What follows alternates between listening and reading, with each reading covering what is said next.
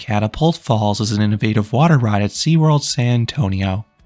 This ride is most notably the first and currently only launched log flume. Not only that, it also features the steepest drop in a log flume. And if you're credit counting, there's a compelling argument this is more of a roller coaster. So how does this next generation flume stack up to the older versions out there?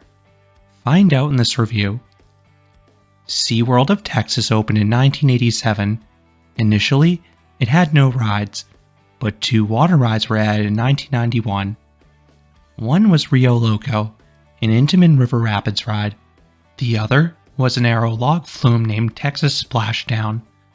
This was relocated from the recently closed Boardwalk and Baseball.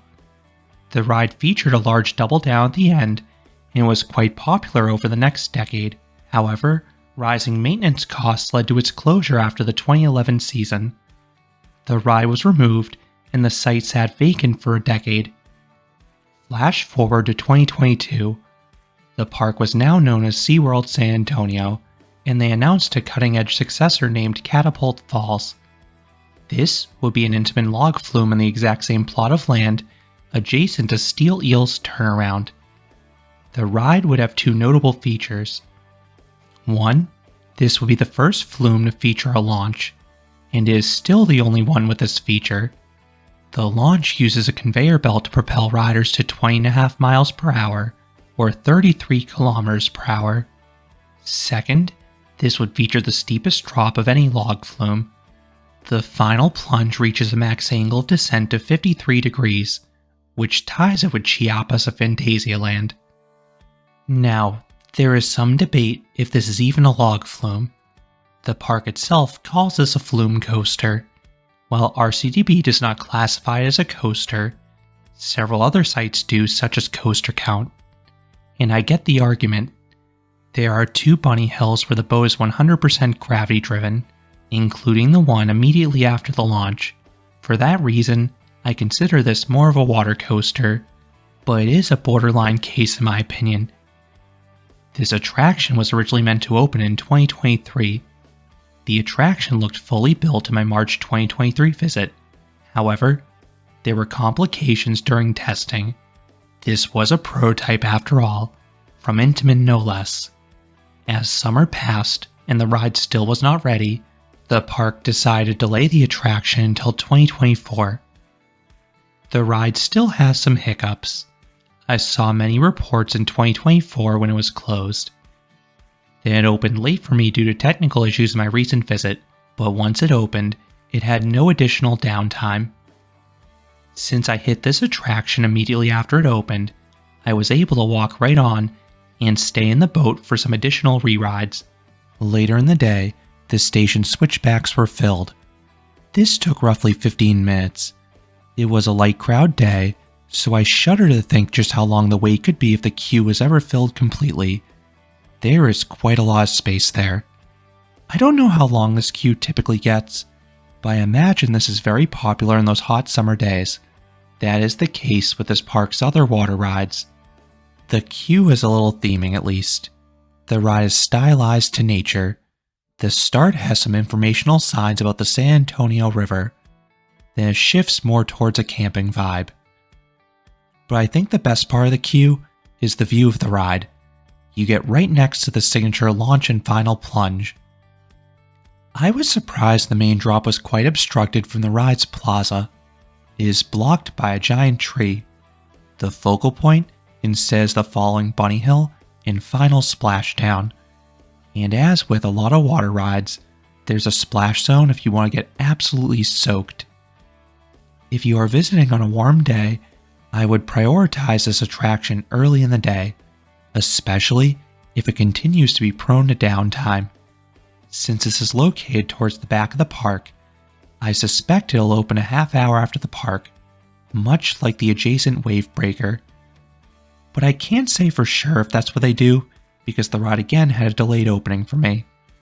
Another good option is to hop in line right before close. Additionally, you can purchase a quick queue skip the line pass. As with many new additions in the United Parks chain, this ride is only available as a one-time skip on the highest tier as of this recording. I imagine this restriction will be lifted sometime in the next year. Alternatively, you can purchase a single shot. I did not see how much it cost, but I suspect it's priced around $10 to $15 per person per ride, based on what I've seen with other rides. Catapult Falls at least has a higher throughput than other flumes. The ride runs several boats at once, as you'd expect, but the boats are larger.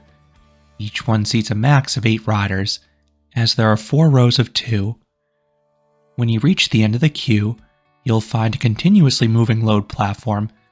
This helps it more easily achieve its theoretical capacity. Staff members will then direct you where to sit. You have to sit in specific rows depending upon the number of riders. I suspect these rules stem from the launch mechanism. If you have just 1 or 2 people, you need to sit in row 2.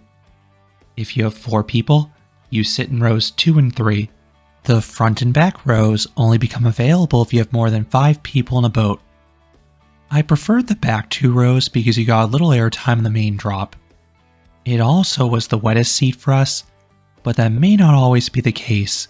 I will get into that later. Once seated, riders will find boats more akin to a water coaster than traditional log flumes. Each rider has their own molded seat, which I find more comfortable. Then, there are individual U-shaped lap bars to keep you in place. These are fine. This ride begins with a slow floating section. This part is a fantastic soundtrack. It is a cheerful score playing from speakers lined along the attraction. The first part offers wonderful views of the launch and drop. Then off to the left, you have a large billboard with a waterfall and the ride's name. This looks great and reminiscent of something you'd see at a national park. Then you travel underneath the bunny hill and pass some camping gear. Everything is static, but there are more props than I expected going in. I also think the grounds around the attraction are well landscaped, especially when paired with the water. I just wish this ride had some more shade, especially given the natural theme. I am a sucker for flumes that are tucked among the trees, but that admittedly is more common in older flumes. The newer ones are often built on raised or cleared plots of land. There are some new trees planted alongside the course, so this will be less of an issue in future seasons once they grow in. Eventually, you pass some warning signs for geysers. These were not operational during my visit. They possibly could have been disabled due to weather, since the morning had some rain and temperatures were around 75 to 80 degrees. That may be summer weather in New England, but I know that's nowhere near as hot as it gets in the Texas summer months. From the videos I've seen with the geyser working, it is drenching. This is generally the wettest part of the ride, and it ensures that everyone comes off soaked. You then round a corner and approach the launch. You can see the orangey-yellow conveyor belts underneath the surface. The boat climbs onto these. After a few seconds and with no warning, you then accelerate forwards. This is a rather weak launch though, which is not too surprising given the meager speed, but it is different between the mechanism and the fact you're experiencing this on a flume. You get a slight kick at the start, then the boat kicks up water along the way, sending some light splashes towards riders. You then coast over a bunny hill. It is too gradual to offer any airtime over the top, but the drop is tighter, so you get a minor falling sensation in the back 2 rows. Then comes the splashdown. At least on our rides, it would send a decent splash towards the back half of the boat. Those in the front half stayed mostly dry. You then round a corner towards an elevator lift. The boat climbs onto this and the music intensifies. Without much delay, you are smoothly hoisted to the ride's max height of 55 feet or 17 meters. I was honestly expecting it to be a bit taller given all the other bells and whistles, but the height is still much bigger than your typical flume. At the top, you get a marvelous view of Steel Eel. Then, you roll forwards for the 53-degree plunge.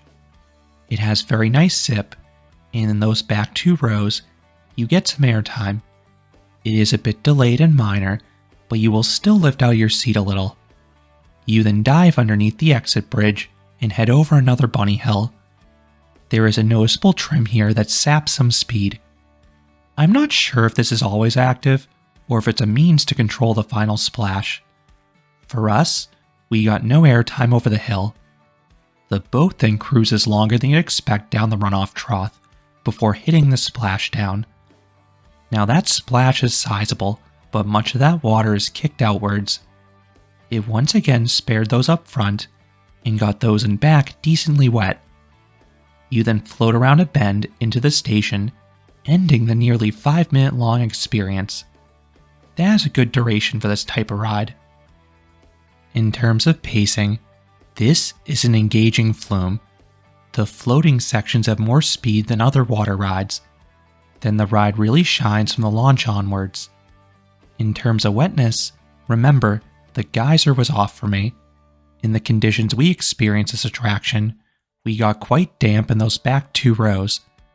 This was the perfect level of wetness since we were refreshed, but our shoes were perfectly dry. I was worried this could be an issue because there are several other flumes, including a few from Intamin, where water tends to pool in the boat and submerge your footwear. If you want a relatively dry experience, make sure the geyser is off and sit in the front half of the boat.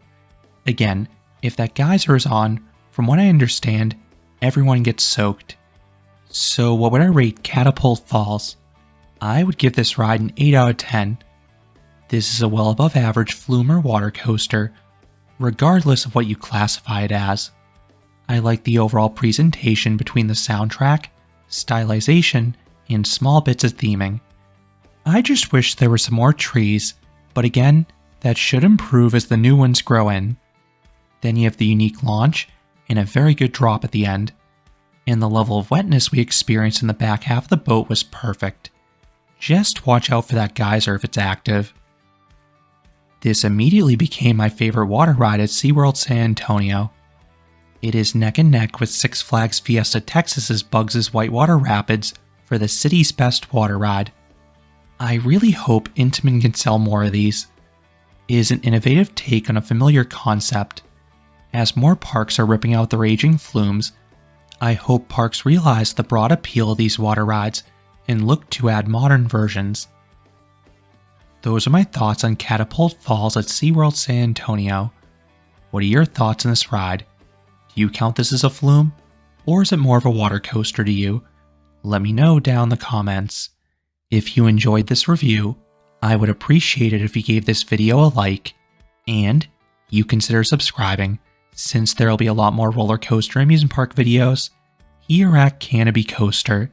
Thanks for watching.